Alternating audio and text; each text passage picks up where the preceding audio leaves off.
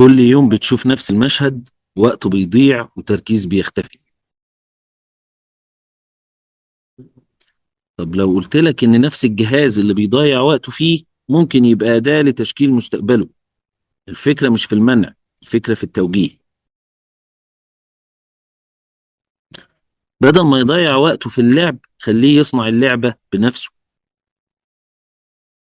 المشكلة مش في التكنولوجيا، المشكلة في طريقة استخدامها. بدل ما نقول له سيب الموبايل تعال نجرب نعمل اللعبة بنفسنا. ابدأ البرمجة معاه بحاجة بسيطة زي لعبة صغيرة على سكراتش. خلي بالك مش لازم يكون عبقري، يكفي انه يبدأ. ما توقعش النتيجة من اول مرة. في الاول هياخدها لعبة، وبعدين هتشوف الانبهار في عينيه.